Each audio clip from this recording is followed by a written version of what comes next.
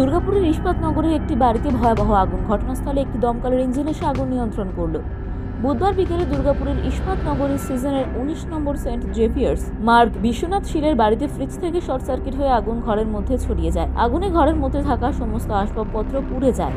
জানা গিয়েছে, বিশ্বনাথ শীল ডিএসপি ইস্পাত কারখানার কর্মী। তিনি প্রতিদিনের মতোই কারখানা থেকে কাজ করে এসে বাড়িতে বিশ্রাম করছিলেন নিজের পরিবারের সঙ্গে। হঠাৎই ফ্রিজ থেকে শর্ট সার্কিট হওয়ার ফলে আগুন ঘরের মধ্যে ছড়িয়ে যায়।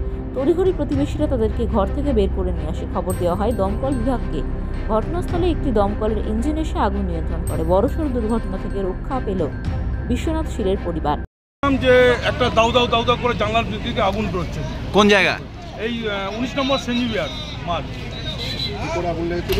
এটা একটা ফ্রিজের পেছন দিকে শর্ট সার্কিট হয়েছে। শর্ট সার্কিট থেকে পরে আগুনটা লেগে যায়। Bureau report, U Bangla TV. U Bangla TV, হৃদয় ছুঁয়ে যায়।